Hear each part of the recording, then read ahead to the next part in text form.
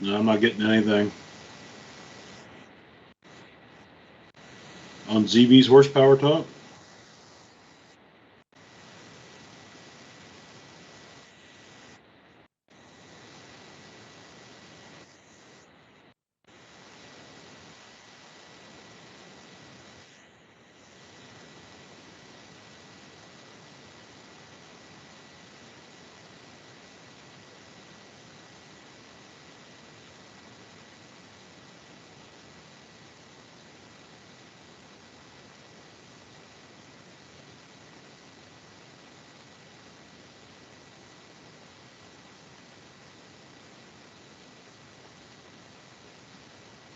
Yeah, I'm not seeing it.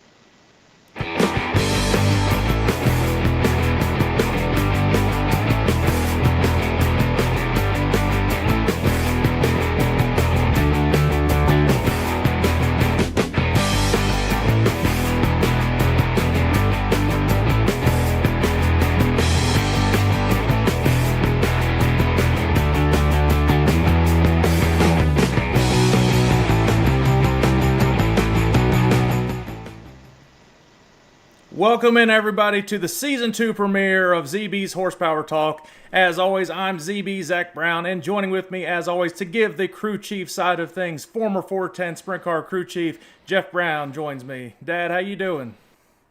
Doing well. Happy New Year. Getting ready to get some racing going again for this year. Well, we're kicking this off live across multiple platforms for the first time. Figured we do it in a big way.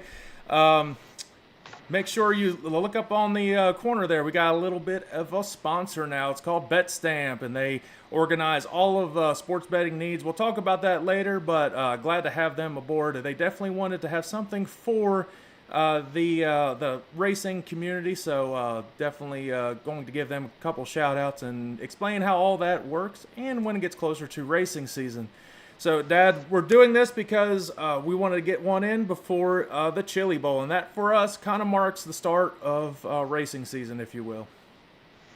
Yeah, it's another one of the things that people talk about NASCAR having their biggest races of the year, the first race of the season, and this is pretty much the Daytona 500 for dirt midget racing is the Chili Bowl, which is, for those that don't know, it is in Tulsa, Oklahoma, and you're thinking, okay, January. This whole thing is inside.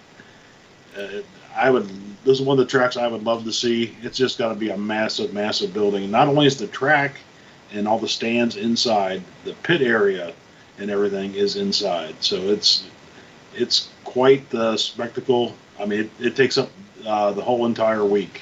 And that's just for the Chili Bowl. They have Tulsa shootouts and everything else going on with the micros and 3/4 midgets and things like that going on so far. Yeah, they just finished up or are finishing up the Tulsa shootout. You had drivers like Kyle Busch joined it, and he actually went for a wild ride in the middle of the Tulsa shootout. He was obviously fine, but so you get the most talented drivers in the world, and doesn't necessarily mean they're going to whip everybody, because it is a whole new world racing those cars.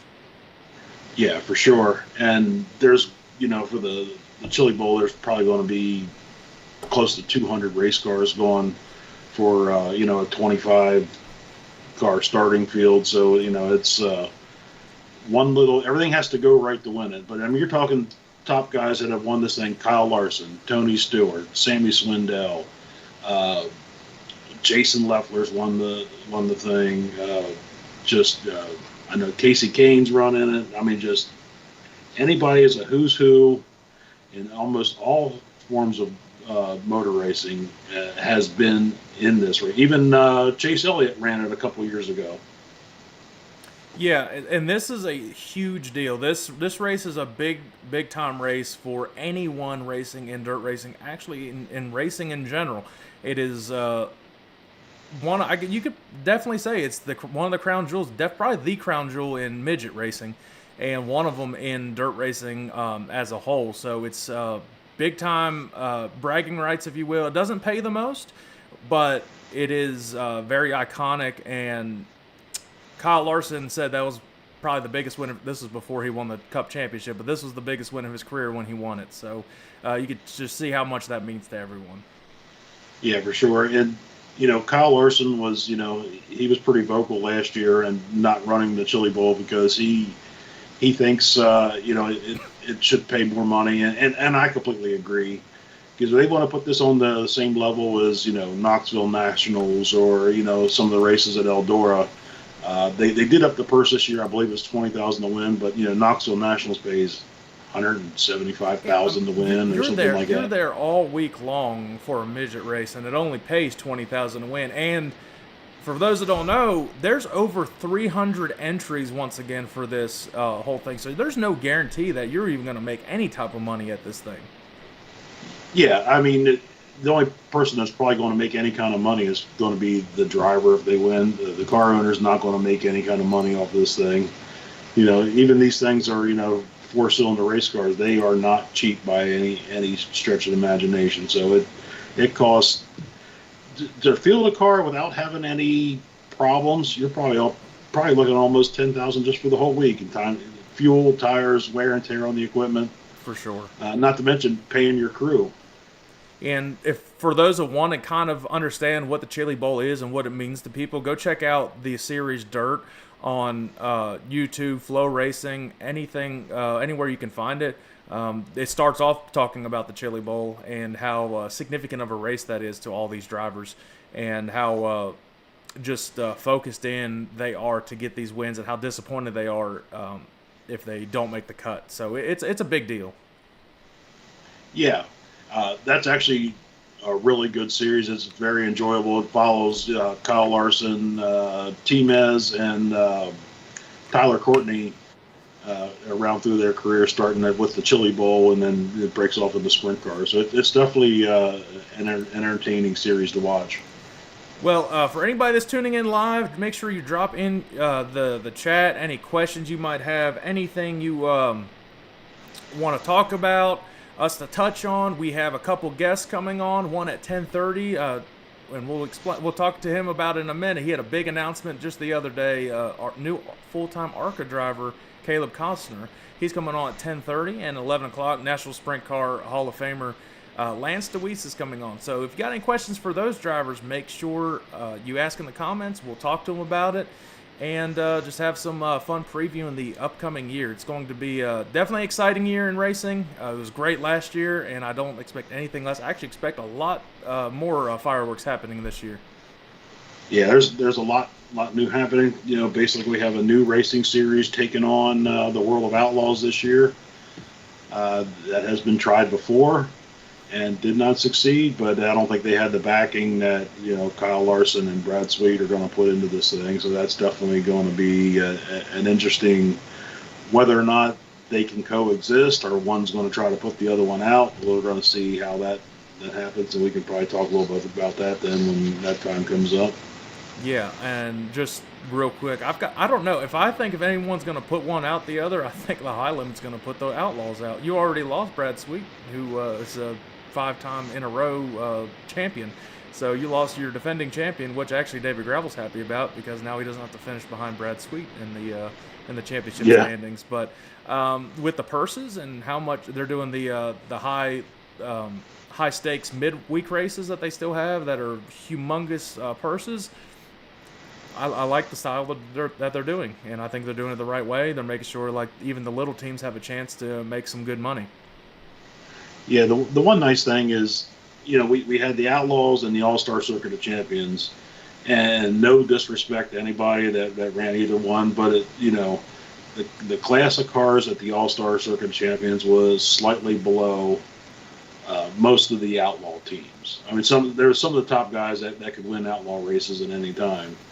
So now with the High Limit Series buying the All-Stars and taking over that thing, and they signed some of their top drivers to come full-time, I think that's huge. So it's, you know, we got Brad Sweet going full-time, Rico Abreu going full-time, Brent Marks going full-time. I'm sure there's others I don't have off the top of my head, but that's, you know, definitely it's definitely going to be a series to watch, I believe. Yeah, it's going to be an exciting year. And we're going to have a fun time on the podcast. So let us know what kind of differences you want to do. One thing we're trying out to kind of get ready and get started for the year, some fun things. Kind of maybe you guys can let us know what you think as well. We've got essentially a NASCAR driver coming on here in a little while, and they race obviously on asphalt.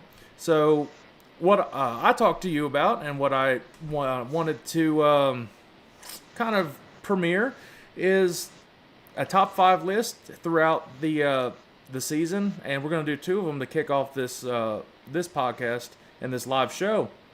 But Dad, let's go over our top 5 all-time bucket list asphalt tracks, and not just tracks but races in general. So what are the top 5 races that you think that are on asphalt, starting at number 5, working way up? I didn't actually put these in any kind of order necessarily, but if I had to order them, number 5 is going to be the Little 500 in Anderson, Indiana. For those who don't know what it is a 500-lap asphalt sprint car race. I think it's like a quarter-mile track, and they do up to 2 or 3 pit stops during the thing, refuel the cars. I think it's 33 cars, just like the Indy 500. I believe they even start 3 abreast, 11 rows of 3. I think it's one of the neatest little tracks that I don't think a lot of people talk about it, but I think that's definitely a sight to see. When do they race that? I believe it's right before the Indy 500. Okay, so it's a big week, that whole week. Yeah. All right. It's either the day before or the week before, so it's right in May. So it's definitely during the month of May. Or what's the next one you would put up there? We're going to switch a little bit, go straight line. I got the U.S. Nationals in Indianapolis, Indiana, and that's NHRA drag racing. That's their crown jewel of the year. I think that's definitely one that's really something to see at all the cars. And one nice thing, good friend of mine, Denny Stewart, he actually won the, I don't remember which class he was running, but he actually did win the U.S. Nationals a couple of years ago. Maybe we'll get him on the show one of these weeks and talk about that win. That's awesome. All right, next one. All right, next one I got, and that's funny. We got 4 of my top 5 are all in the state of Indiana. The next one is the Brickyard 400. Okay. Now that NASCAR is coming back to run the oval at Indy, I think that's another one to see. They got away from that. When they first had the Brickyard, they were not selling near as many seats because I believe it probably would have outsold the Indy 500. When the NASCAR came to it, the Indy 500 was kind of on a downtrend a little bit, and so they only sold about half the seats, and they sold out within minutes. And then that, for whatever reason, they had some really bad racing and tire issues, and they kind of got away from it. Went to the road course there, which is stupid. Lots of the cars go the wrong way down the front stretch, just not right. But yeah, back to the normal Brickyard 400, I think that would definitely be another one to see. For sure, that's a big one. All right, and I think our top 2 is probably going to be the same. So which one are you putting at 2? And these could probably be interchangeable. Yeah, I got the Daytona 500, number 2. Okay. I've been to Daytona. We've been to Talladega. I have not been to the 500, so I think just the whole spectacle and pageantry of that race would be something to see. I'm only 2 hours away from the track, so that's one nice thing. So definitely one of these ones we definitely want to have to hit up. Yeah, I mean, if I try to go to it, it'll rain. So in the top of my list, and we're going to knock this one off this year, thanks to you, we are going to be going to the Indy 500 this year. Yeah, a little Merry Christmas present for us. Yeah, so I mean, as everyone watching knows, so we're Kyle Larson fans. Larson is going to be pulling the double. Hopefully run all 1,100 miles. We're going to have 1,100 miles of drinking. We got to get back and watch the 600 race to see him get there. But yeah, for the never been inside the speedway before, so that's definitely really looking forward to going to that race. I think that is going to be an absolute blast. Yeah, they say there's nothing like it. Just for people watching, how many people does Indianapolis Motor Speedway hold, especially for 500? I think they can put 400,000 or 500,000 in there. That is absolutely insane. So I think the outer grandstands hold about 250,000 because it goes all the way around the track. Yeah, it goes all the way around. And we are going to be on the front stretch, the start of the front stretch right after you get past turn 4, and that's where a lot of action happens right off of turn 4 because you get the final push to passes to make the pass to get to the finish line. If they finish under green, a lot of times you see them finish under caution because they don't do green, white checkers and all that stuff. Yeah. I just think the whole spectacle is going to be awesome. Mother Nature, please, for the love of God, work on our side because this is something we've always wanted to do. I think it's something everybody should do once in their lifetime. And with Larson Racing in it, it's that pushed me over the edge to go to it. Yeah, and just I think they said during race day, the racetrack becomes the second largest city in Indiana. Yeah. So at 500,000, just to give you an idea how big that track is, it's a 2.5 mile, and it's kind of a rectangle-shaped oval.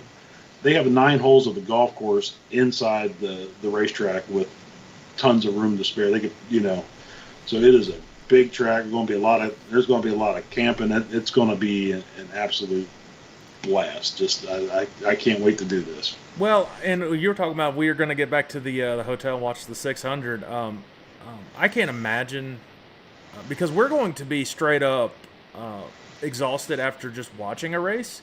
I can't imagine how Larson's going to be racing that race, heading into the Coke 600 and racing that one because I'll be shocked if we don't need to get a power nap in or something just from watching it. So that's a testament. If that doesn't tell you how these guys are legitimately athletes, I don't know what will. Well, the also difference, Larson's not going to be drinking like we're going to be during the Indy 500, so that's... yeah, I mean, hopefully he'll drink some milk at the end.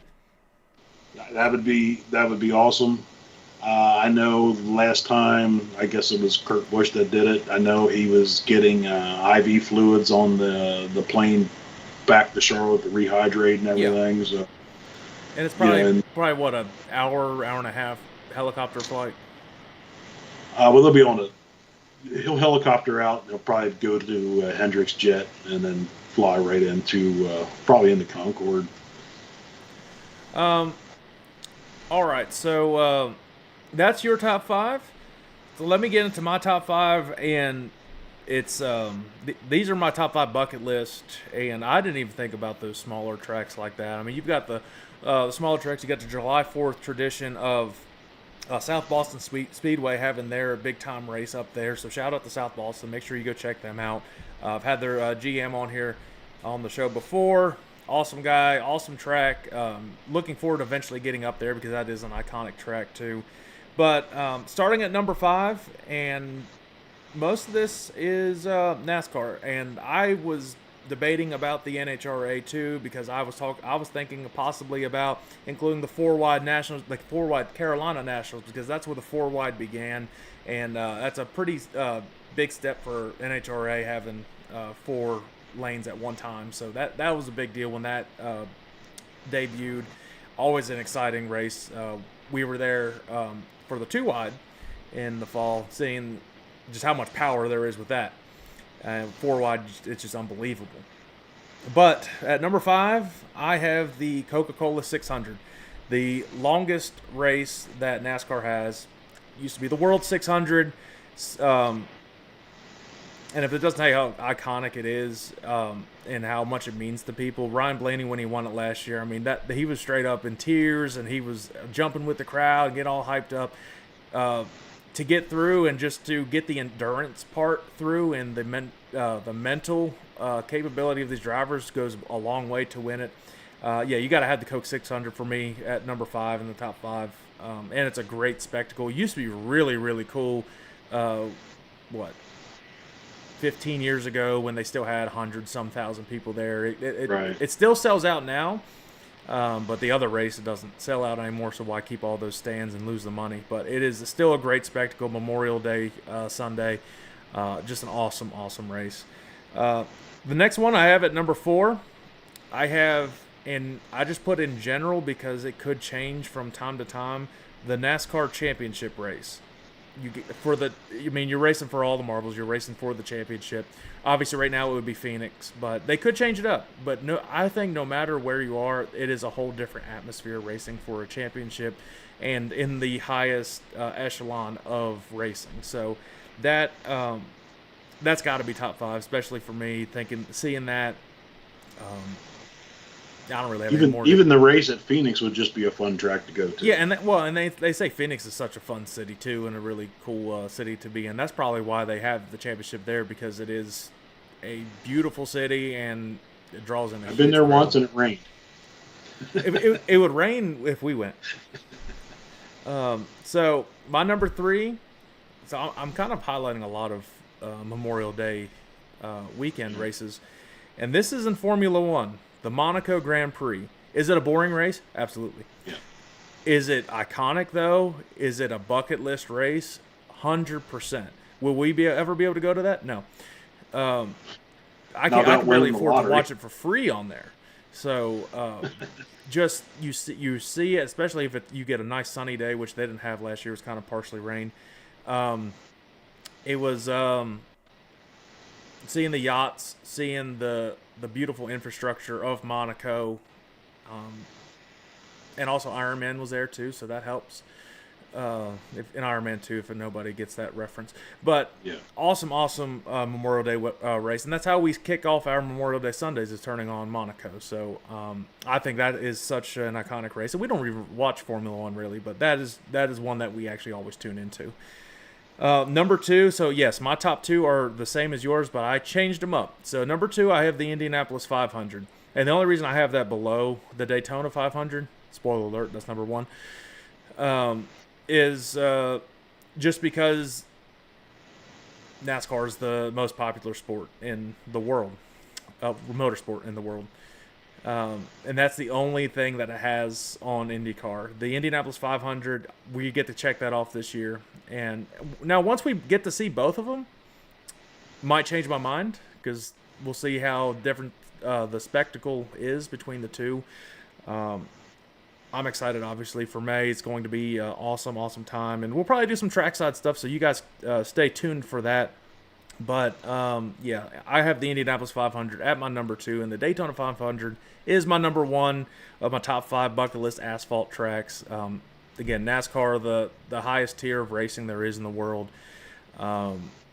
When Junior won it in 2014, I believe, for Hendrick, I was pumping my fist. I was running around. I was in my college apartment. I was just hyped up. Nobody understood why. Like some drunk asshole up there. What is your problem? Junior just won the Daytona 500. They're like, cool. I'm like, no, you don't understand. For me, that was essentially like the Eagles winning the damn Super Bowl. So, Right. And the Daytona 500 is the Super Bowl of NASCAR. Yeah, see, now our bucket lists were a little different. When you asked to do a bucket list, I personally did the ones that I have not seen before that I wanted to see. That's why I didn't, I thought about like the 4 wides, drags, and, some of the other things, or the Coke 600, which we have seen in person. Yeah. So I might have to rethink my my dirt top 5. Well, if you want to, we don't have to get into the dirt top 5 right now, because in about 5 minutes we've got an ARCA series full-time driver now coming on. So for anybody that doesn't know, the ARCA Menard series is, you could say, kind of like the USFL of NASCAR type thing, like almost like the semi-pro, if you will, right before you get into the top 3 series. It's a stepping stone into, the next step up would be the NASCAR trucks. Yeah. In my mind, I think would be the next step up. And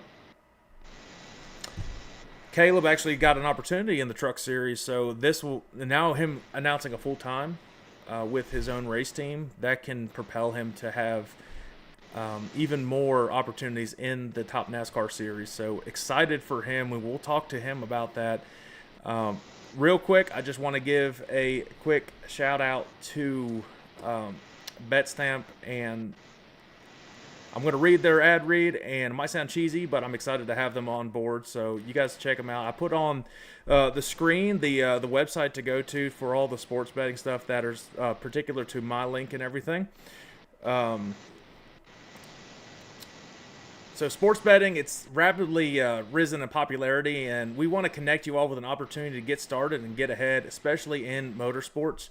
Having multiple sportsbook accounts is the simplest way to maximize your profits, and there's never been a better time to sign up.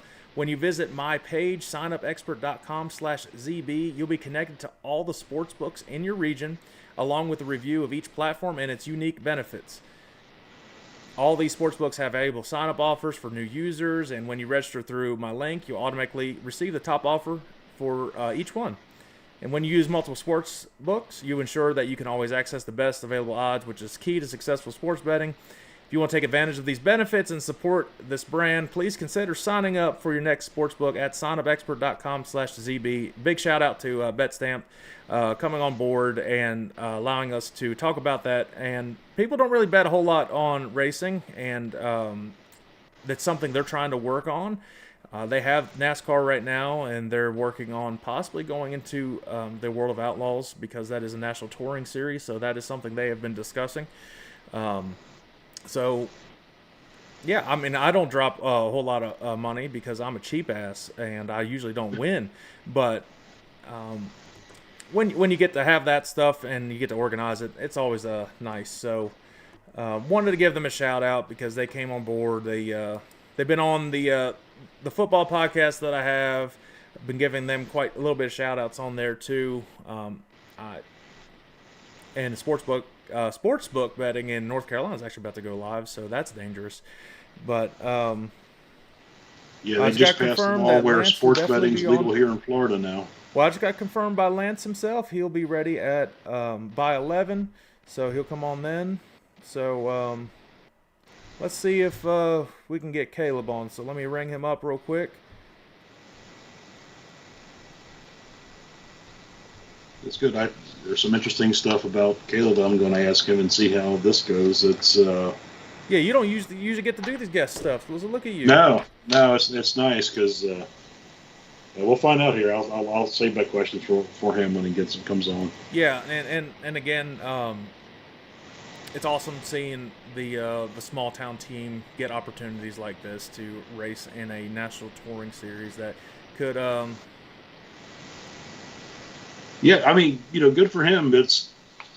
I rarely watch the ARCA races, but he was on your show, and so when he was running, I did tune in, and the races that he ran in, he was very competitive. He was probably more competitive than what his finish. I think he was kind of on the conservative side a little bit, making sure he finished as many laps as he possibly could. There was some. I think he could have probably picked up a few more spots on some of those races. I think and he was fast enough. So with a little more experience, I think he'll do very well.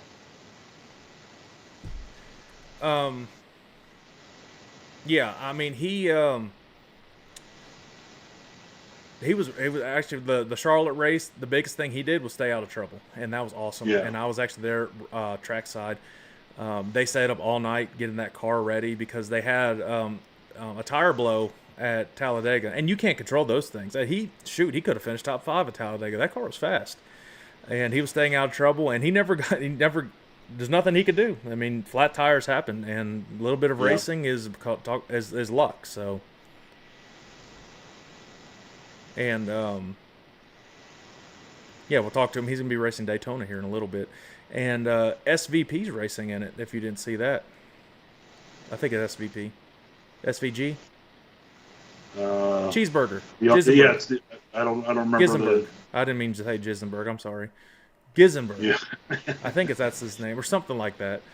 He's running the ARCA at Daytona? I do remember seeing that. And someone else is racing in it too. I saw they're racing in the practice races starting next week because I guess ARCA does a little bit of practice runs beforehand. He'll be joining us here in a second, so we're excited to see that. So you guys stay tuned. If you got some questions for him, definitely tune into that. And we'll try to get some more guests on here. So drop down below who you guys think should be a guest. And whenever I release this, this obviously is all live and all that fun stuff. But whenever you're going to work, if you can't catch us on YouTube or anything like that, we're going to be on Apple Podcasts. And look at this. Caleb Costner joins us right now. Newly full-time ARCA driver Caleb Costner joins the show. Caleb, how you doing, man? I'm great, guys. How are y'all? We're good. Hey, congratulations. Obviously the big news this week, being now a full-time ARCA Menards Series driver. And how did that come about? And how... kind of behind the scenes, give a little quick touch on how all that came to fruition. Yeah, sure. Thanks. No, it was a big announcement for us, for me personally, and then also for our team. Yeah, over the last couple of years, my life personally has been kind of wild, right? It's just I never thought that I would personally get to kind of live out some of the dreams I had per se, and kind of give up on those a very, very long time ago. And yeah, so I ended up getting back involved in late models a couple years ago, and about 3 years ago is when we made our first ARCA race, and I think that second or third race in, I met my partner, my now partner Aaron Weaver. He come on and sponsored a race, and we decided, hey, we didn't really have the best experience together with the team that we were with. And like, well, I told him I felt confident we could do it better. So from that moment forward, he was like, all right, well, let's go with it. So we did. He kind of gave me the reins, and I've kind of led with it ever since. And it's been brick by brick. It's nothing that can happen overnight. I mean, if you've got a lot of money or a lot of backing, sure, some of the things you can kind of expedite, maybe, but there's a lot of the process that you have to go and learn. And this industry, it is not for the weary. I mean, it's very doggy, dog world here. I mean, it's just it's tough to be here and maintain. It's one thing to come in and run a couple races or a season or something and get out, but this is technically the third year I've been part of the series, and now going in our third season together as Costner Weaver Motorsports. 2022, we fielded a car for the first time at New Smyrna. Didn't really go as well, and we both, me and Aaron, both had our first child, and so we were just focused on building the team through that. And then Daytona last year was ultimately our goal of trying to make that happen, and or just getting to that level. And then we knocked off 7 races last year as a team. So that was a huge step in the right direction for us. It far exceeded, again, our expectations. And then, just little by little, we've built along the way and put the right people in the right places. And every time that, we saw something that maybe would benefit our team in the long term, we tried to, make a deal to get it and, build on that. When we saw someone available, we'd have a conversation. I'm always reaching out to partners and do my own marketing. So we've been able to add, a bunch more new partners, and the ones we created last year, everyone who was involved last year is rejoining us for this year. So we're really excited about that on top of the new ones we're bringing on. So yeah, it's just, I don't know how everybody kind of tells me how they ask me how I feel, and it's just a dream, man. It's a dream, and I'm living it. So listen, that is awesome. And I'm one that can tell you that, and for anybody watching, yeah, this dude is running around crazy during race day. He's every bit which way. He's got so much PR stuff to do. Yeah, it is really cool, man. We're extremely proud of you. I appreciate you actually coming on today and talk about it. But and you got Daytona coming up, and talk about getting prepared for that big race and what you've learned from your prior races last year to get you ready for this year. Yeah, awesome. No, I mean, we're looking forward to it. We got a brand new car. Last year we made our car. It was a short track car. We made it kind of all purpose. It went to every race. And, this year we've got it's a Roush chassis from like 2 years ago. So pretty recent, up-to-date chassis as far as it goes. Got a lot of the new updates and things like that we'd like on there. But it's a really good car. It's a speedway car. So we feel really confident. I mean, from what we're taking to the track from last year to this year, it's 100% different. It's 100% it's just a better all-around car. So we're going to be able to put a better product on track. I've got a full-time crew chief this year. Like I said, we added him as an employee. I mean, we actually have a paid employee now at CW Motorsports, which is wild. Awesome. So, his idea, the thing to me was like, hey, you're the driver. You need to drive. And so, like, this last year, I don't know what that means. Like, I'm so used to having my hand in everything and, like, constantly having to do something. I don't know what so that will be a huge transition for me this year, just trying to, like, hey, he's got the process, he's handling it, and that'll give me hopefully more time to actually focus and study and be better on the track and do the things I need to do, at the track, talking to whoever I need to talk to, and really paying a lot more attention to what I want to do on tracks and things of that nature. But but Daytona is going to be the huge start for us. Next week is going to be huge. We're waiting to see how the weather plays out. Weather's kind of iffy right now, but we're going down there regardless. Hopefully we can get on track and that's the biggest thing. It's a brand new car to us. We're going to shake it down. Essentially, that's all we're doing. People can do that. Test is open. People can do whatever they want to do per se. When it comes to restrictor plates and stuff like that. And those numbers mean absolutely nothing on those charts. And a lot of those guys, it's a dream to even do that. I mean, again, it was a dream last year for me to do that. So, but our goal and team plan going into the test is purely to make sure our car is solid and ready for the Daytona weekend next month, next month, and be ready for the 500 weekend and be ready to roll. So, like I said, we're really confident about how we're starting the season off. We've got our other, so the CW001, the car we ran pretty much all last year, it's ready for Phoenix. It's in stages of getting ready for Phoenix. As soon as we come back from the test, as a matter of fact, it's got some final stuff that's going to do. We have a third car that's getting sent off the money. We come back from the test, and we're building a third car. It'll be a new car to us. It's another Gen 5 car.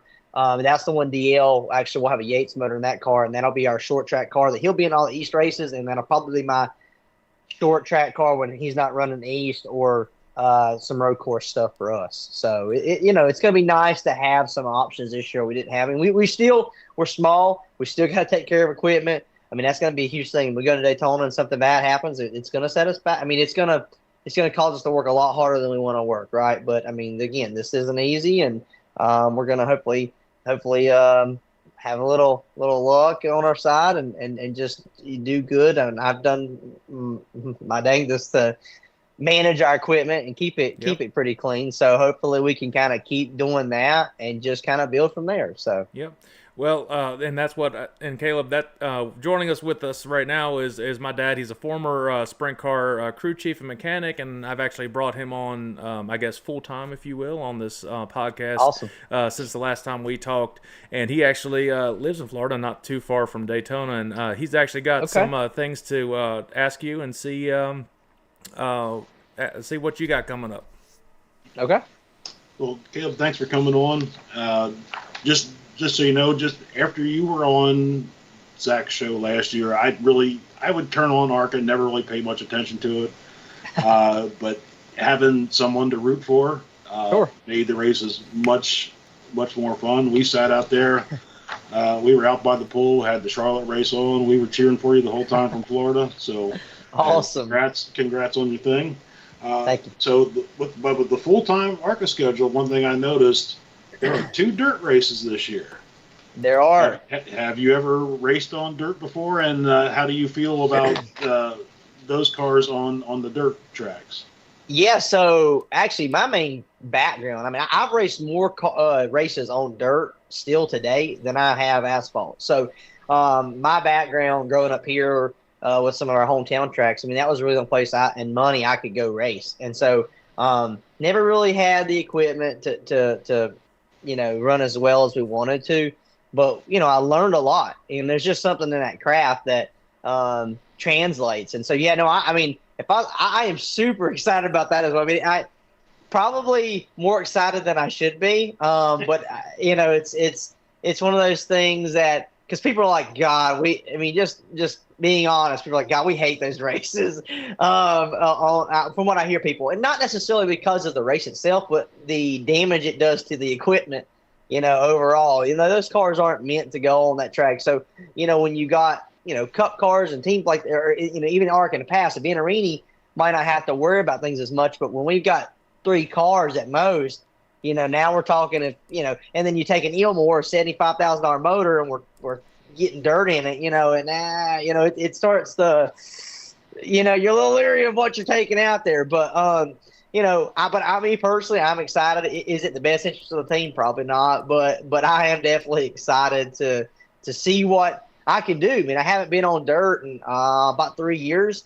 I mean, I'm dying, itching for the opportunity to go back, and it's kind of cool that this opportunity would lead me back to that. So, yeah, even more so the this coming weekend, or the weekend of Michigan. We race at Michigan on Friday, and then it's a doubleheader that weekend and Sunday. I think it's Springfield. We race that Sunday. So we have a 1-day break and we're back, and then we get to the race at the fairground. So I'm really that's going to be a cool opportunity. I'm trying to get my family to go to that one so we can kind of make it like a little vacation, go to the fair, and just have a good time with it. But yeah, so super excited about that. And we'll see what happens.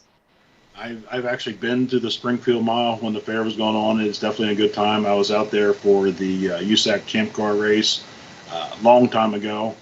But the one thing I think ARCA is smart in doing is they're on the mile dirt tracks where it's big enough that your cars are actually going to have some speed and probably have downforce. When they're trying to run, the small half miles, those cars just aren't designed to hook up on that kind of stuff, and you can't give it any gas whatsoever.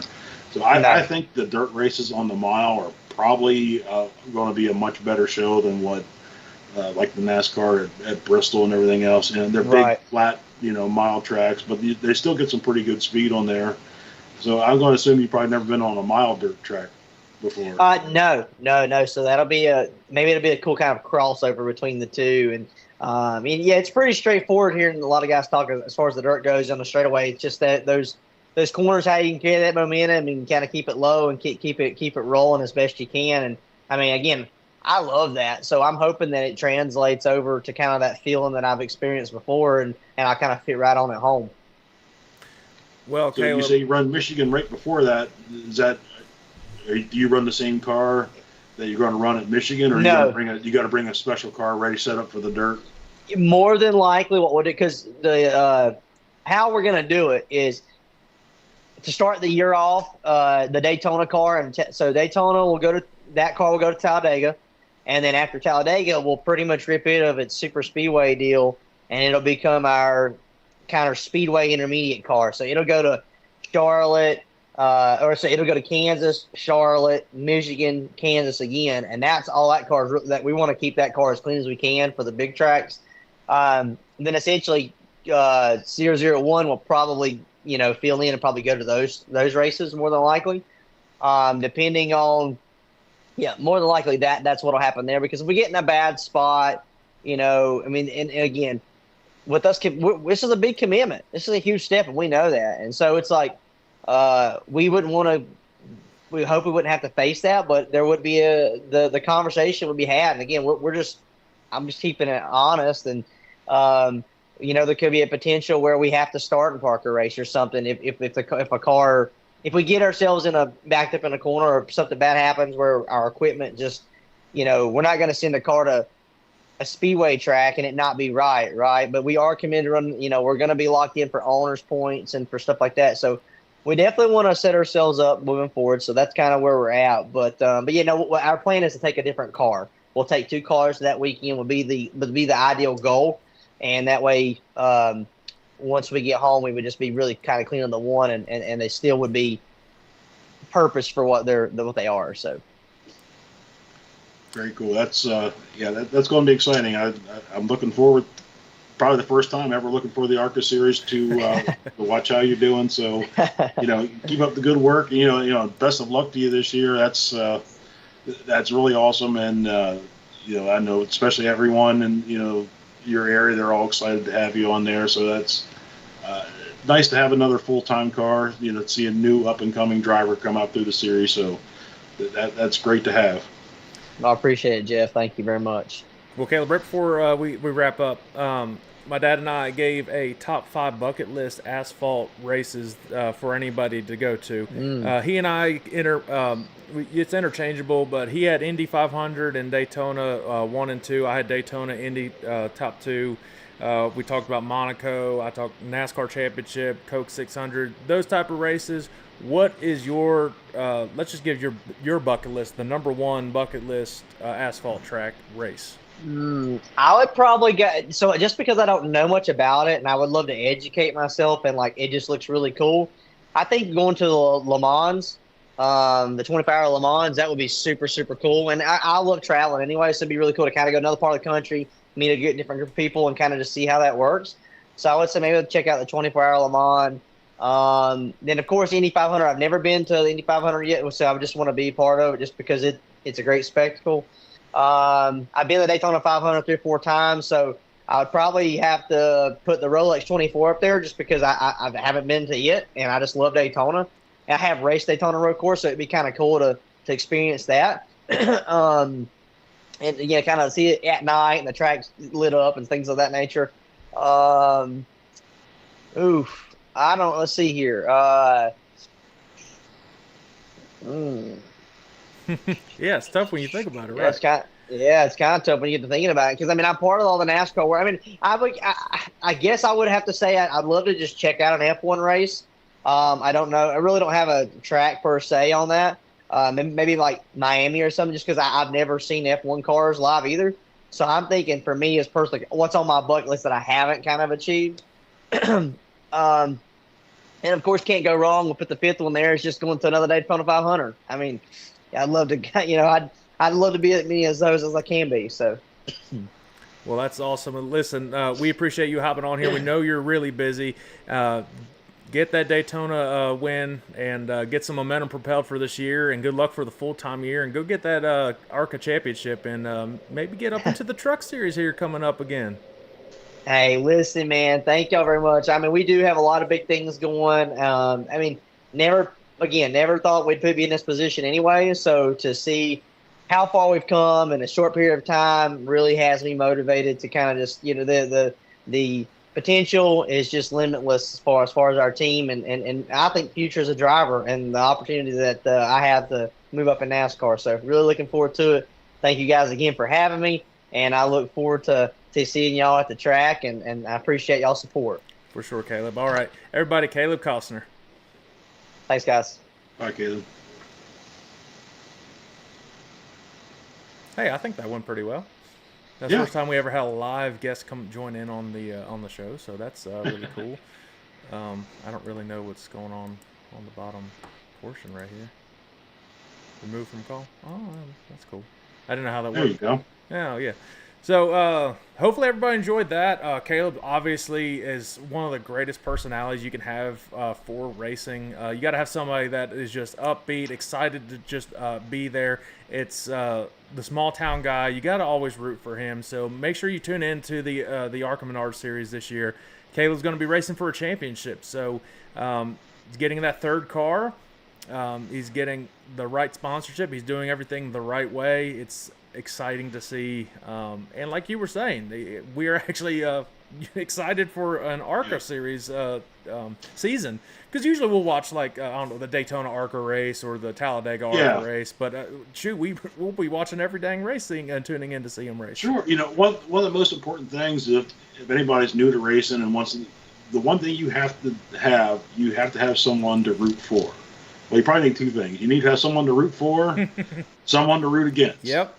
I mean, that's just you.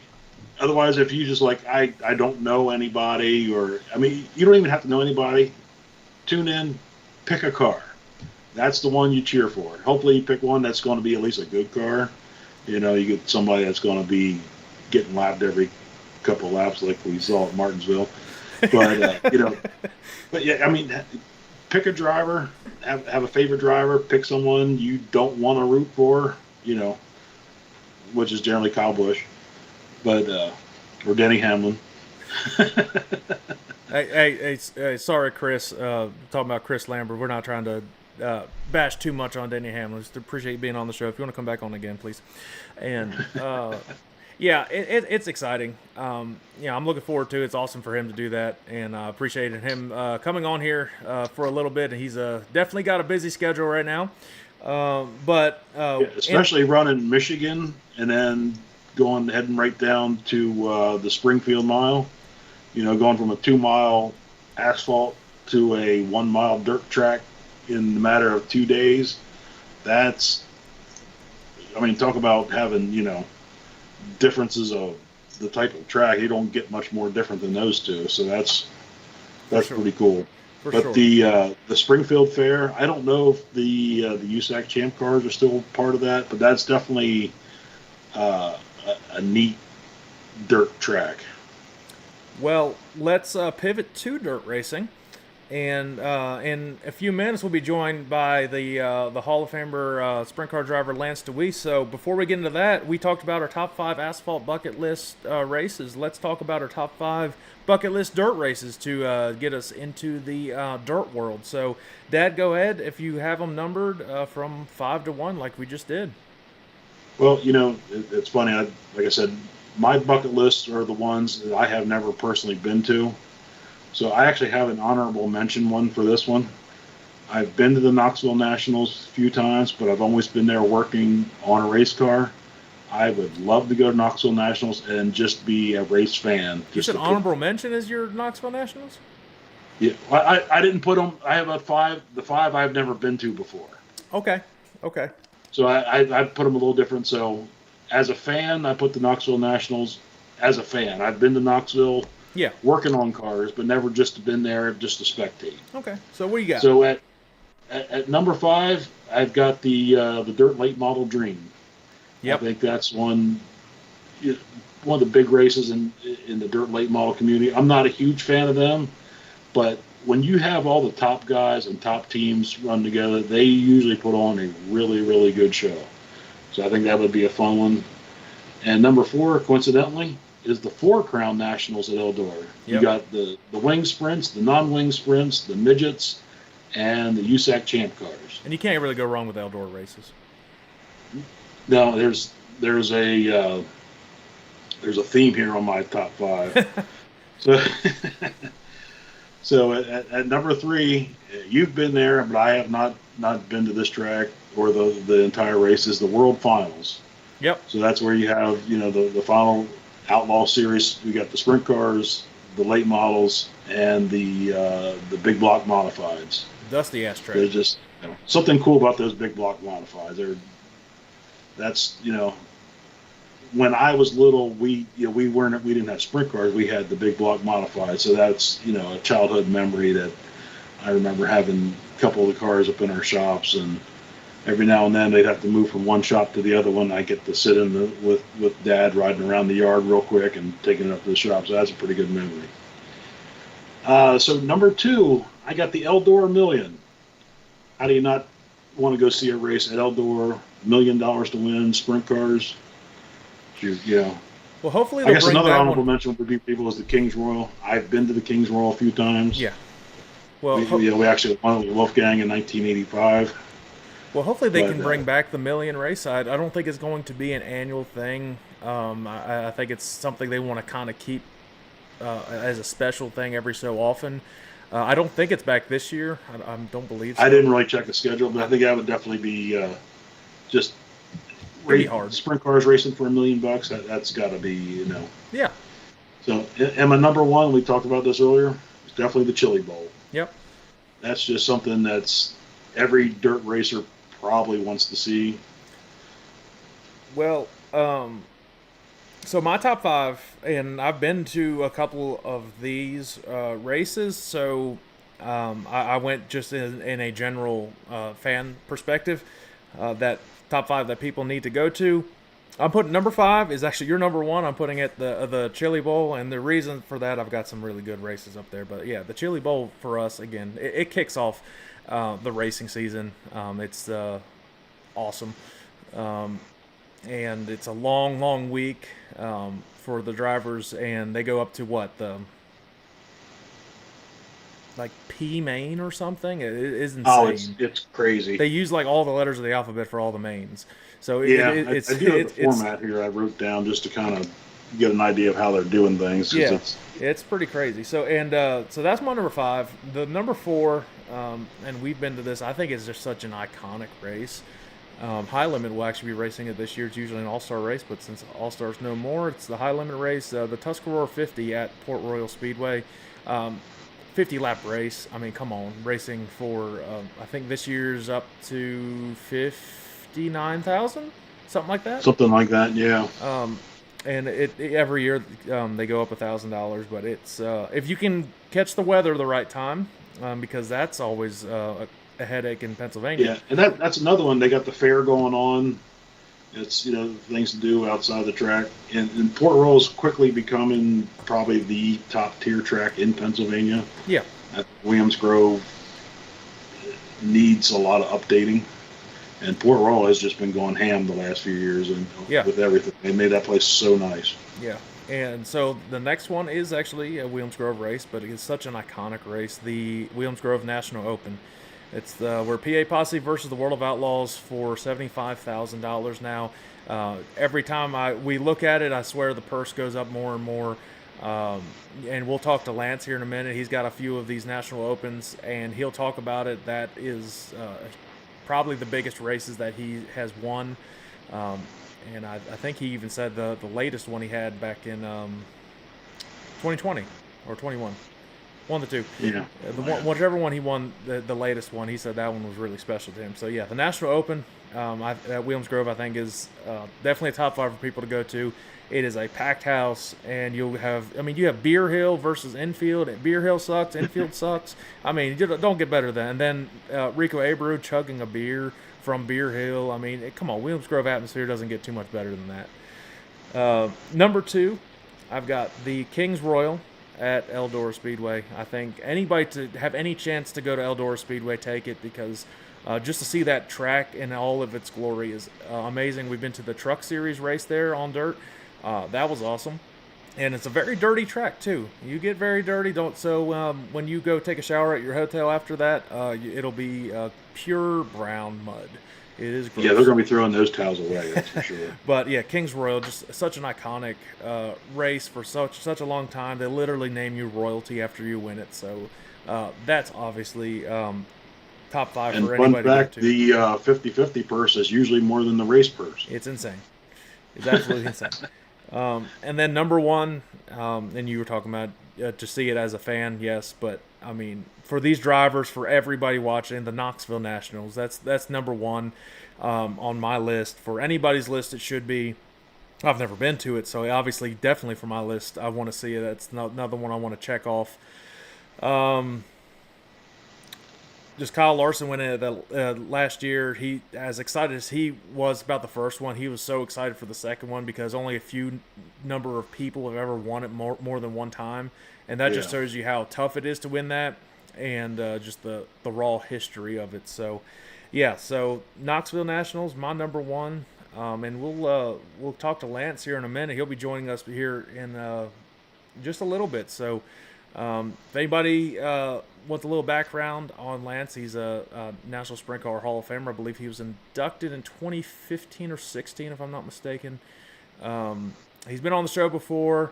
Last year, he raced for multiple teams, so we'll talk about it with him, see which teams he'll be racing for this year and kind of what his schedule is looking like. And, yeah, Dad, and you've raced against Lance many times. You've run into Lance a lot too in the past as a mechanic and a crew chief. Yeah, Lance is one of those guys who's a great driver, tough competitor, but he's a super nice guy. You want to not like him when you're racing against him, but it's just too hard. He's just he's a nice guy. He always takes time for everybody. He'll give credit to his crew, his fans. It's almost one of the things that's not like some of the drivers where they're always kind of. Hey, and there he is. Man, speaking of the devil, there he is. Hey, speaking of the devil, Lance, everybody, National Sprint Car Hall of Famer Lance Dewease joins the show. Lance, welcome in. So yeah, this first time you actually do it with myself and my dad. So. Yes, it is.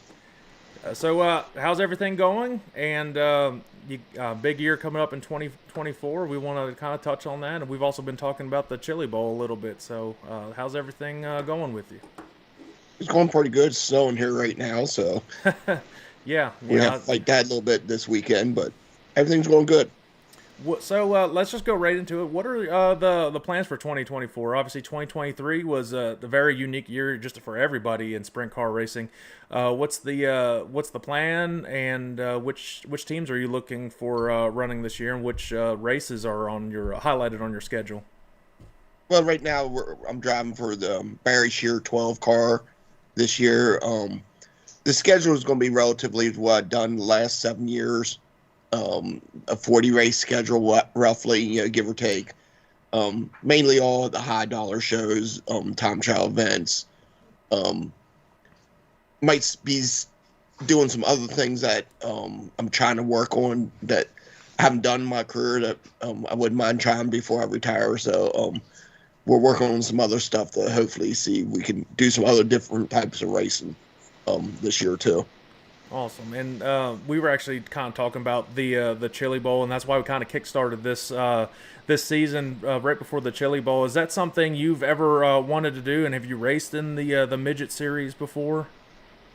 I actually have raced a midget and won it at Williams Grove years and years ago.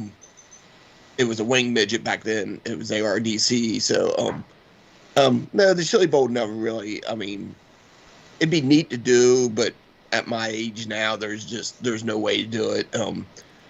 You know, there's young kids. It's a whole different type of racing.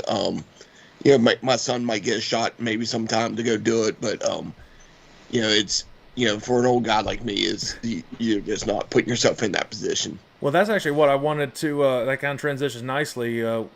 Cole's had a very, very good season last year, and one of his best seasons to date. What are the plans that he's got, and what is he? What are you kind of looking forward to with him this season? Well, we're working hard right now. We leave at the end of the month for Florida Speed Week for him. So we're working hard. We just got done. His last race was Millbridge on December 16th, something like that it was. So we're actually working hard on trying to get prepared for Florida Speed Week for him. And, yeah, he has a ton of races on his schedule. You know, he ran 70-some last year. He could race 100 if we wanted to. But it's just a lot for me and Tommy Beavers, who takes him when I'm not around, and yeah, just a lot. But no, he's doing really good. He's progressing really well. Yeah, the thing I'm happy for and excited about is he don't need me. He needs me to get the car to the racetrack. That's it. I could leave. He does most of his own setups. He's really sharp on that. He knows what the car needs. It just kind of blows me away considering he didn't do none of this until 2 years ago. You know, wasn't involved in anything before that. Could care less about the races kind of until 2 years ago. So, it's neat, and you know, makes me happy for him that, you know, he's going the mechanical driver route. Right. Because I honestly believe, you know, you need to do that to survive and succeed. There's only a few what I would call great mechanics. Jeff's dad, your grandpa, Ricky Warner, you know, Carl Kenzer. You know, there's only a few of those guys out there that you basically could hop in, drive the race car, and hop out and not even say a word if you didn't need to. You know, you look at guys that know how to work on the race cars, you know, they're pretty successful. That's all. How old is Cole now? He just turned 16 he's 16. He'll turn 17 this year in March. Awesome. Well, Dad, you got some questions lined up for Lance? Yeah. So, you know, how is it being the father of a race car driver now? Is it tougher on you watching him run, or is it more nerve-wracking when you're racing, or is it more nerve-wracking when he's racing? Well, Jeff, I wasn't sure. You've been around it so long, it's just... Yeah, I wasn't sure how I was going to feel. And I actually been pretty calm most of the time with it. And some of it was from day one. The first time he ever climbed in the car at Millbridge, his first time ever driving anything, he blew me away. Like, where does that come from? And, he ran lines. He drove correctly, and, I mean, his first time ever driving anything in his life at Millbridge, he got within 2/10 by the end of the night, got within 2/10 of where you need to be at Millbridge now. So it was really weird it looked natural to him. And yeah, I credit a lot of it of my best friend, Donnie Owens, who owned a 30C, who I drove for, I actually work for today, was blown away too. And he's a big supporter of Cole. And, the iRacing is the only thing, besides, being around it, the iRacing that he does, is the only thing I can think that makes him understand how to drive a line on the racetrack and where he needs to be. So I was pretty calm after that. I was pretty nervous there, but I was pretty calm after that, and I've been pretty calm more or less the whole time with him, because it just kind of blows me away that my wife showed me a note, like I don't know what she's talking about. So but yeah, it's just her on. She's on how to come on. It is. Now she's a nervous wreck with him. Oh, I bet.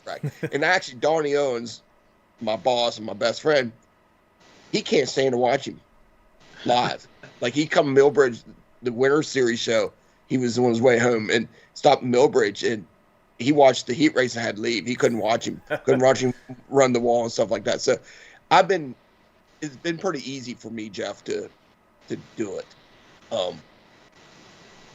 I think now, after 2 years, I think I get a little bit more into it, because I see the talent, the possibility, I just want him to keep improving and be able to show that. So, like, a lot of it to me is I don't want to screw this up and not make sure stuff's right and make sure everything's in place for him to have a chance at succeeding, at whatever. Well, I mean, it doesn't surprise me how well he's done. One thing people have asked, like, if we had to give new up-and-coming sprint car drivers advice, my thing was always to watch videos of you racing, and I said, importantly, watch your hands in the car, how smooth you are, and there's so much to be learned. You see a lot of these guys, they want to go in, they want to throw the car, and they get the hands going back and forth. You watch you race, your hands are very smooth most of the time. The car doesn't get out. And for sure, he's picked up a lot of that just watching you over the years. It's, by not getting the car sideways, you know how much faster you're going to go. And also, people don't realize how good of a mechanic on the cars you were. I know you fabricated a lot of stuff. I know you built bird cage and stuff when I was helping with Craig and stuff like that. So, you talked about learning to work on your own cars. And, yeah, for 99% of the people, I think that's hugely important that the driver has a general idea of what the car is doing, and then can kind of discuss it when you're done running. That's anybody successful. It's a whole team effort. Yeah, it sure is, and I think where that plays an effect is not when things are going good, is when things start going bad. If you have a driver that you're willing to take the input from, that knows has been down the road of working on stuff and all, I think you could adjust and learn some stuff. We both me and you, Jeff, been around a long time, and around the racing part of it a good bit. When it's going good, it's easy. Right. I mean it's easy. I mean, when everything's going right, it is easy. There's not a whole lot to it.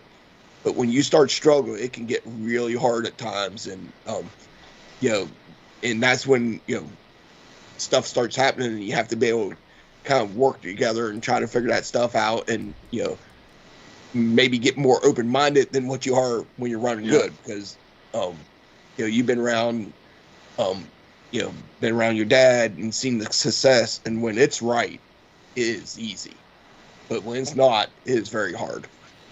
Yeah, we're all a bunch of guys, we're all bullheaded. You don't want to, it's hard to admit when you're wrong, as far as even being a driver or a mechanic. Been through it a couple times both ways. It's definitely tough to do. But one thing you mentioned, you said about, maybe trying to run some different things. I remember, I don't know, 20 years ago, USAC cars came into Williams Grove, and I think you were in the 461. I think you started about last. 23rd. Race. 23rd. I was going to say, I think you got second out of that. Yeah, and is that something you'd like to do again? Maybe run non-wing sprint cars again, or not non-wing sprint car. Silver Crown car maybe. Something longer races. Yeah, that would be neat. Maybe a mile track. I would love to race a champ car at Port Royal. that would be the only thing I would do without a wing. No, I would not race it.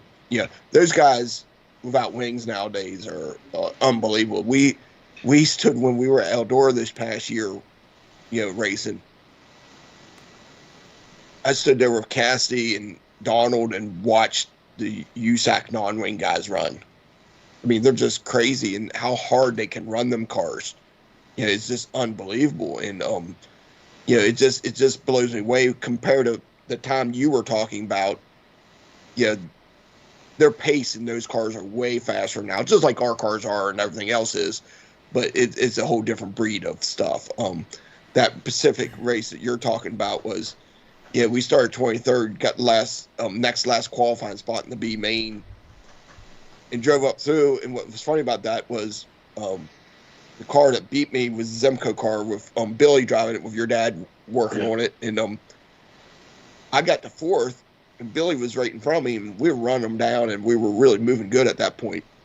And we had a red, and we didn't know no different. Under the red, you could change tires. Well, we didn't do nothing. We were happy already. We were already happy. I mean, we felt pretty good. Well, I had a Air Racer 33 on. Well, Billy and your dad and them, they put a set of 23s on with 5 laps to go. Well, it might have been a little bit longer than that, right? And we took off, and Billy, where did Billy go? Like, I didn't know, did he drop out or something? Like, I didn't know where he went. Well, it took me 5 laps to get going. I got going. I got to third. I got the second. Well, when I got the second, I realized, shit, Billy's leading this thing. Well, 2 to go, I was starting to really mint a little bit. So I swear I drove it this much harder into 3. And I brushed the outside fence. I said, okay, we're second. I'm done.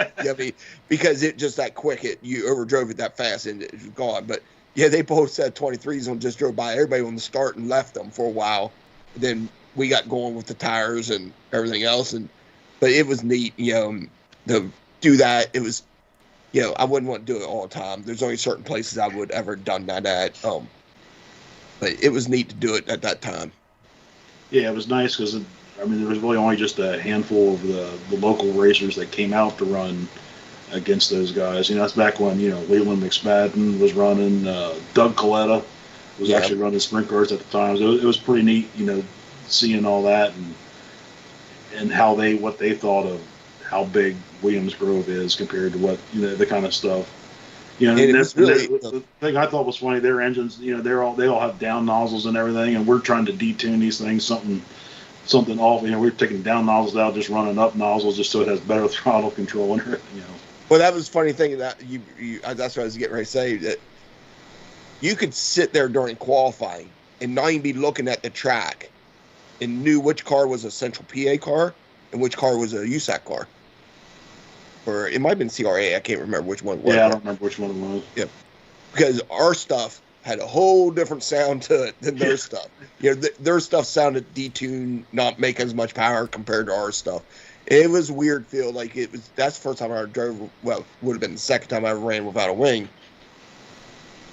And at the flag stand, when you lift at the flag stand, the car just picks up speed because we're so used to the air brake of the wing and everything. And it was neat.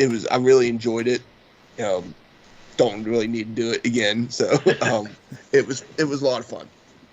But yes, I did see that the Silver Crown, they got the race at Port Royal. Hopefully you get something for that. That would be an awesome race for you to be in. There's nobody better Port Royal than you are. So I think people would be, jumping at the bit to put you in that car just for the knowledge that you have of that track. Well, we're working on some things. We'll see what happens. And, it's just, I wouldn't mind doing a mile race. I think it would be really fun. I think I'd be very good on the mile with how straight, you have to run them there. And, right. And being 100 laps, I think plays into my mindset better than some people's. So, Do they still run them at the Springfield Mile? I didn't. Yes, I think so. I think they just have had ARCA racer Caleb Costner on, and they go from Michigan to run the Springfield Mile within 2 days. I don't know if that was the whole same weekend that they may have the. Yeah, They run 2 miles, I think. Still, there's 2 left. DuQuoin Later in the year. I think they used to have the Hoosier 100, but that's now going to be, I believe, an asphalt race at IRP or whatever it's called now. Lucas. Yeah, that's a whole different car even. Yeah. So. But. Well, Lance, real quick, touch on last year going through multiple teams and everything. How do each team's, I guess, prepare and approach every car, and how is it as a driver driving in different cars, different chassis completely on these teams, and how did you feel like you transitioned into those teams when you got in the seat? Well, Zach, it was a weird year, as you said at the beginning. Yes. It was a weird year for a lot of people. Very, very weird year for me. Something I never experienced. Right. With how it happened, when it happened, unexpectedly, all that end of it. But with that said, when I climbed in the Macri car, that was a quick deal, unexpected, for the million, and that was way different. Everything's different about it. And as I tell everybody, you couldn't get farther on the spectrum of the driving styles between me and Anthony. Yeah. So, that was just, I was doing Nick a favor. He needed a driver. It was last minute. We weren't racing. Right. Donald told me he was fine with it. I said I'd do it for Nick. You know what I mean? Yeah. So that was a weird deal. Is honestly a weird deal. I'd never been involved in something like that. Where it was just weird. You show up the biggest race ever for a sprint cars. It was just weird. I felt bad for everybody involved. Felt bad for Joe and the whole team. It just, and with that said, at Eldor, we were, at times we were all right. Most of the time we weren't very good. A lot of it was me. I don't have a whole lot of laps around Eldor, but a lot of it was me. The track conditions didn't help somebody like me that much. But we did show speed at times. And then when I got fired and Nick put me in the car to help me out while they decided what they would do, we got speed, we got fast. We were in a position to win probably 3 or 4 shows easily. So I was pretty happy there. But what people don't understand is there's a huge difference when you go from one car to the next. Yes. Especially the engine programs. Mm-hmm. And I think that's the biggest difference in all the stuff I did at the end of the year. I went from driving an engine program that is so smooth to something basically arguably the best engine builder in the country in Charlie Garrett's stuff. Yeah. As far as when it comes to power. And they're just way, way different feels.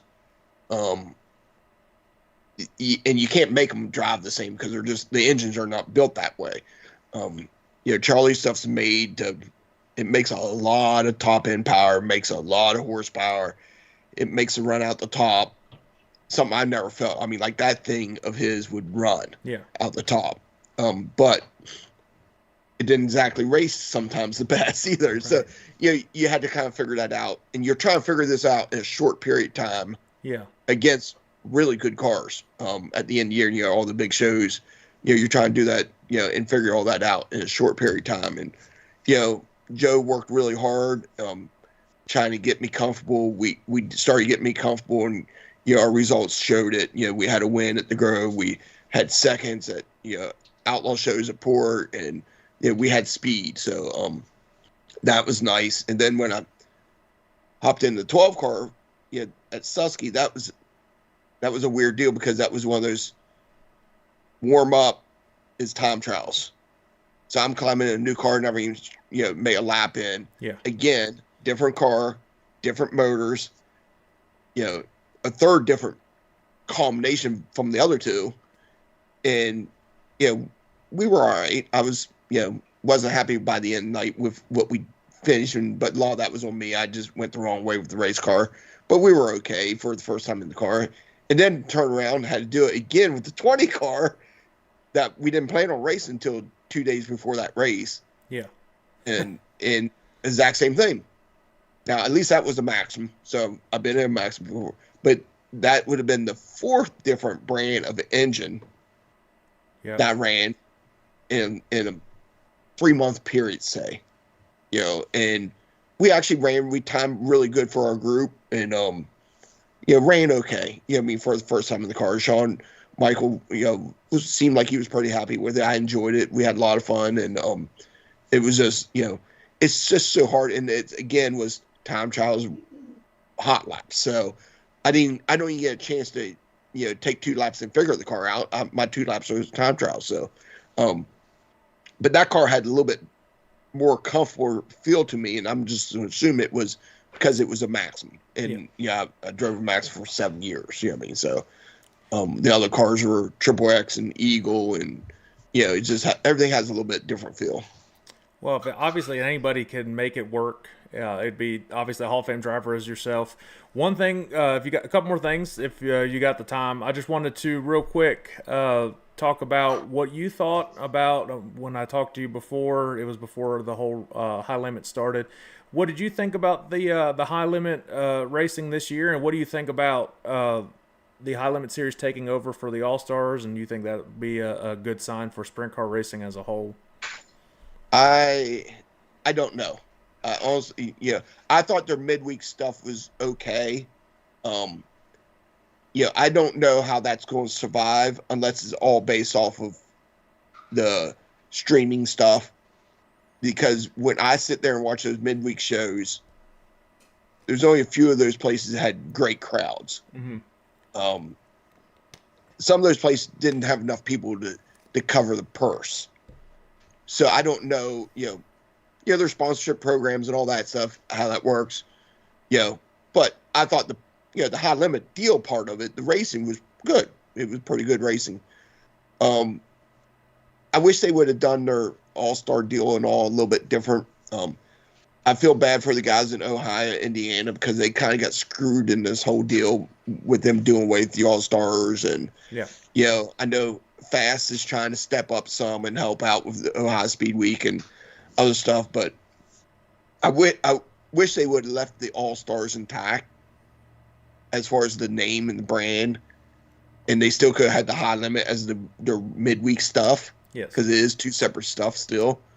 And, I just don't. There's a lot of money being put out and thrown around, and I'm not in the end to know how all this money is coming or where it's coming from. I mean, and Zach, you've been around a while, but Jeff's been around as long as me.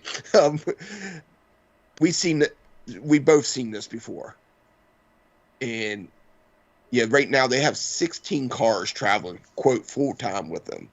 That ain't gonna happen. That won't happen. That won't stay. There will be teams drop off unless there's something there that the public don't know. If the tow money or whatever they're doing to attract these guys, I don't understand the attraction to it. Right. It's just, I mean. It's a good series. It looks like it's going to be a good series. They got great people in place now. The Mike Hess hire is huge for them, I think. But I don't know what makes them different than the World Outlaws as far as team-wise. Yeah. And I don't know. I mean, I don't know what they offer. I don't know what the Outlaws offer. I've never been in that position. But I don't understand the attraction to it, other than if Brad and Kyle's are good salespeople, and there's stuff there that I don't know about. I mean, I think their schedule is a little messed up, but some of it's they have to get races where they have to get them. So but it'll be interesting to see if the 16. I would lay money they'll lose 4 to 6 of them by midway to 3/4 way of the year, because it happens in all series. Yeah, if Kyle ever wants to come on this show and explain exactly what's the ins and outs of the High Limit series and everything, that's fine. And I think Dad mentioned it earlier that there was a series tried to do this against the Outlaws before, and it got dissolved a long time ago. And I think you kind of touched on that too. So it'll be interesting to see if what can happen with the High Limit series and everything. Before I let you go, my dad and I just did this. We did top 5 bucket list dirt races, either for yourself or as a fan. Number 1 for me was the Knoxville Nationals, and Dad had the Chili Bowl as a fan to go see. For you, what is your bucket list race to either see or drive in? Number 1 would be Knoxville Nationals. There's nothing like it. Yeah. Eldora has its own. What do I want to use? It's its own deal to me. People show up at Eldora because they love Eldora, but it's not the Knoxville Nationals. Right. That would be number 2 because it is pretty unreal out there at Eldora with the amount of people that show up in the middle of nowhere, just like Knoxville. Yes. Bucket list for me. The Chili Bowl would be nice to go see it. I wouldn't mind going to see it once. Everybody tells me to go see something early in the week and don't stay for the actual, the end of the week. But I personally, a lot of people don't know this. I've always wanted to do the little 500. And that was one of my bucket lists from Anderson, Indiana. I would love to race that race. Just to do it. Other than that, it's hard for me to say a bucket list because, I love Tuxford 50. I love Williams Grove National. I had those 2 on there for mine. Yeah, so, it's, as far as me as a bucket list, Knoxville is the top of the list by far. Yeah. And then, to me, probably if I had to put something else second, it would be the Little 500. I would love to do the Little 500 sometime. Anybody listening wants to pick them up for that race, y'all give them a call. Listen, Lance, we appreciate you coming on, taking time out of your day to talk to us. Hopefully you have an awesome season. Excited to see what you do. Excited to see what Cole does too. And hopefully I'll get up with you when you come to Millbridge this season, and we'll talk then. Well, thanks for having me on, Zach. Thanks, Jeff. Nice seeing you guys. Stay warm down there in South now. I know Jeff is warm. Yeah, he's good. He's good. It's only 70 couple here today. 70 couple? Yeah. I know it's rough. You had to put a hoodie on, didn't you, Jeff, today? To go outside at 70. I go outside, yeah, for sure. You're probably a true Floridian now, aren't you? You've been down there long enough. Your northeast has gone out you, and if it gets 50, you're freezing probably. Oh yeah. Oh yeah. Yeah, that gets cold down here. All right. So now, where you said Cole, you're coming down. Where's Cole racing down here? Hendra County.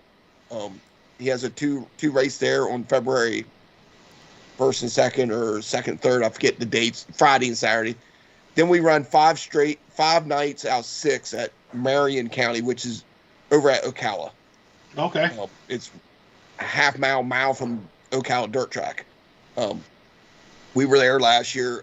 Actually put some really good racing on. I was kind of impressed by how the racing was there last year. So we're excited. It's 5 days of, quote, the Florida Speed Week, and then Hendra added their own 2-day show before that. So we'll be down there from, basically week 1. We have one off day. We'll be able to go to Evolution, watch the sprint cars race.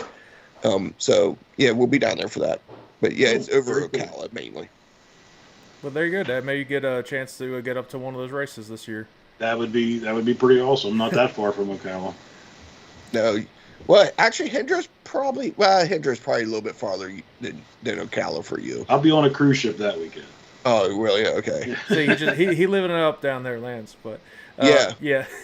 Again, we appreciate you coming on, and anytime you want to come on, just let me know. Everybody, National Sprint Car Hall of Famer Lance Dewease. Lance, you have a good one. Thanks, Zach. Thanks, Jeff. See you guys later. Bye. Bye.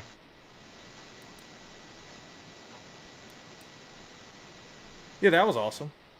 Yeah. I was just letting. I was just sitting Lance back and is just such a fierce competitor. You want to not like him when you're racing against him, but he's just such a super nice, you guys very genuine guy. You guys had it rolling there for a minute, and I was just sitting back and watching you guys go through memory lane. I'm like, all right, let's see it. Let's just see what they're. So that was cool to see. Yeah. Maybe you'll get a chance to get down there and see his son. Like young sprint car driver coming up. Everybody wants to drive like Kyle Larson. Everyone wants to be able to run the wall like Anthony Macri. Watch Lance Dewease. If you run the bottom, if you think you run the bottom, watch Lance. He runs the bottom. Yeah. There ain't nobody like it that runs the bottom. To learn your car control. Yeah, if you want to learn to run a cushion, don't watch Lance. Younger Lance could run the cushion with anybody up against the wall. Lance got a lot older. You move to the bottom. But if you want to learn car control and how to keep a car straight and basically out of trouble, and watch how Lance and watch his hands in the car. You watch the car, you can't really tell how much is going on in the cockpit because you don't really see it moving. But you'll see the guys with their arms going back and forth, and he's just very smooth and just Yep, just nice and easy. That's what I said. It doesn't surprise me. Cole's watched that his entire life, and so he knew exactly what his hands should be doing in that car. So that doesn't surprise me how fast he adapted to that. Especially him running, and it's two different tracks. He does it like no one else. It's turns 3 and 4. 3 and 4 on Port Royal and 3 and 4 on Williams Grove. Nobody else has corner entry and exit like he does at those tracks. Now, is it a good thing? Yes. Is it a bad thing sometimes? Yes. It just depends on the way the track is. If there is a bottom that is racy, because if there's no bottom, it gives him more of a disadvantage. And he actually mentioned that at Eldora. The track conditions was one thing that allowed him not to race too well. There wasn't too much of a bottom this year, the week of Eldora, and it continuously faded away the more and more the track got run in. So that was working against one of his advantages, like he was mentioning. Real quick, Dad, I got to do the shout out to another partner that we have, because that's apparently what you do on podcasts. And so I want everybody to see me sip on this thing right here. It's W Energy, and actually the drink I have is a W Hydro blend. You wouldn't like it. It's watermelon Lada. Michael likes it. But you don't like watermelon stuff. But they also have other stuff too. This is just a hydration one. It's not an energy one, but they have a bunch of energy. So let me just put this up here. So there's W Energy, and you can actually see that promo code on the screen, W.GG, and use my promo code ZBHP. You can get 10% off your order if you order anytime right now. So it's definitely good stuff. And I mean, it's a small business and made in America, so why not go do it? So check them out, and use that code and get you some money off. Basically, ends up being free shipping for you, more or less. So that was fun. We had those guests on there. It was awesome. And if anybody's seeing this right now, I'm actually going to drop the link on here for where you can get this nice T-shirts or any type of merchandise, because we big time up in here. And so if you want to check out, you want to get some merchandise like this, simple white T-shirts, actually really, really comfortable. Here's the website for it right there at the bottom that you can definitely see, because it's so crazy. Let me change that color for you guys so you can see it. I might have made it worse.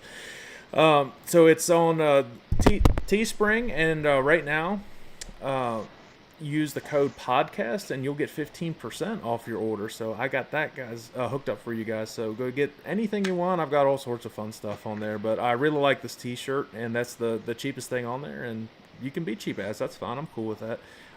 Definitely comfortable, and why not try to support the little man here. So I'm going to leave that on there for you guys if you want to check it out. But maybe Lance will text Larson and have him on and talk about the ins and outs of the High Limit series, and just have him on. That'd be fine. I'm sure Larson's not busy and would definitely come on this. No, yeah, I'm sure he got nothing going on. Well, actually, I think right now is the downtime for him. I'm sure he's doing some stuff with High Limit, administrative stuff, more than likely, between he and Brad on that. But it was kind of interesting to get somebody that's, like Lance, his opinions on the whole high limit thing. And so it's I didn't even consider about the Ohio and Indiana guys that kind of made their living with the All Stars. So that definitely has what kind of changed. What series did you kind of alluded to earlier that the World of Outlaws tried to go against the World of Outlaws, but ended up dissolving because they just could not keep up with that? If I remember correctly, it was called the USA Series. And they pulled, and I don't exactly remember what was all going on. Somehow they had a beef with Ted Johnson, who owned the World of Outlaws at the time. But they pulled Kinzer, Sammy, the big names, and they tried to run their series, and it just didn't last for whatever reason. That was like the first time in 20 years that Steve Kinzer didn't win a World Outlaw title.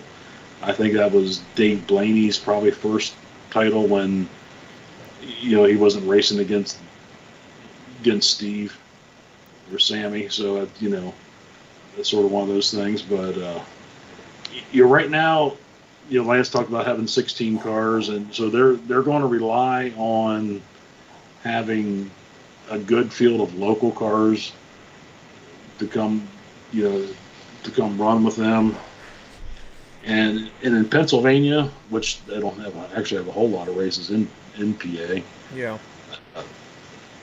Getting the cars isn't the issue. You get some, and probably Ohio is probably not a big deal, but some of these other places, like are the Ohio guys going to travel, a couple states over to run, Yeah, like I don't Midwest know how much, or something. Yeah. Yeah, I don't know how many local shows that pay enough money that could support full-time racers in Ohio. I'm not that familiar with their whole payouts or anything like that. So it's definitely going to be.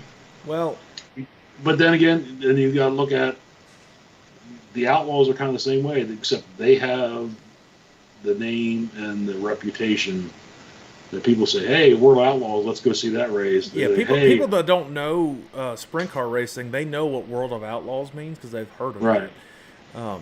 But if there's anybody, I guess that could be a major competitor with it, and somebody that knows it is between Brad Sweet and Kyle Larson. If they know the history of the series dissolving too.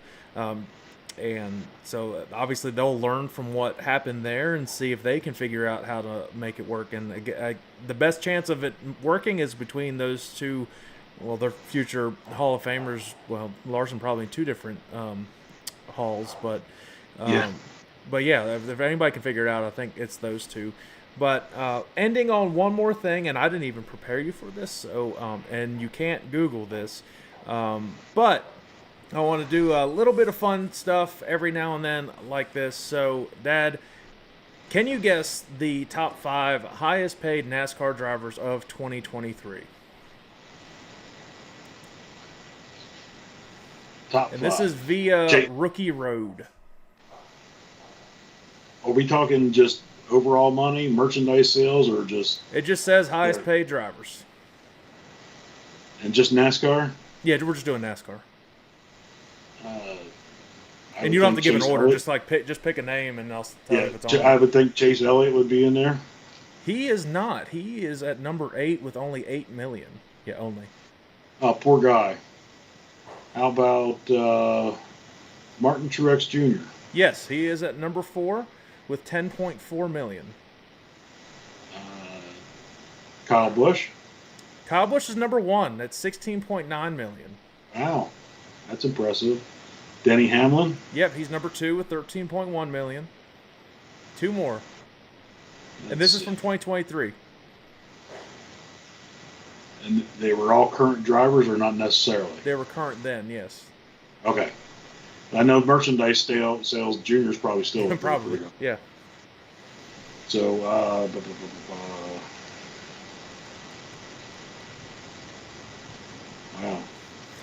It's not that easy, is it? I would like to say Larson, but I bet he's not in the top 5. He's number 7. Well, he's tied with Chase Elliott. They're number 7 and 8 tied, yeah.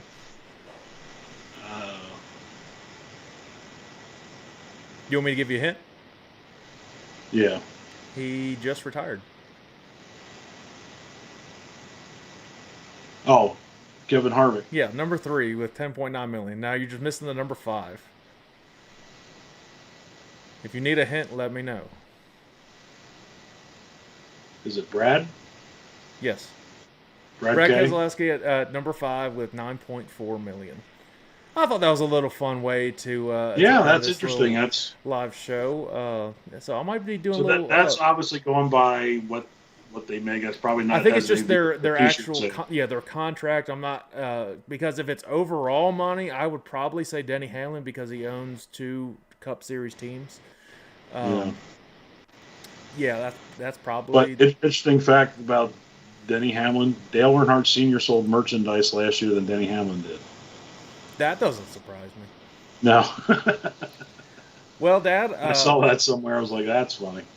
Well, Dad, I think that'll wrap it up for this live show. Anybody that's tuning in, whenever and wherever you're tuning in from, you can still drop in comments down below. We will be doing another top 5 list on the next one. The next podcast will release not next Wednesday, but the Wednesday after, because this will count as our first week, and we'll kind of discuss about the Chili Bowl and highlight little bits of things there. And as we continue to prepare for the Daytona 500 and getting ready for the entire racing season. So make sure you like, subscribe to the YouTube channel, follow on all social media platforms and wherever this is streaming, of course. And if you want to listen to something on your drive to work or from work, make sure you follow on Apple Podcasts, Spotify, Amazon, all those podcasting places. So, Dad, until next time, season 2 has kick-started, so let's get it going right. Yep. Before you know it, we're going to be, waist deep in all kinds of racing. So, Oh, yeah. looking forward to it. Big year coming, so we'll see you guys next time. All right. Bye, everybody.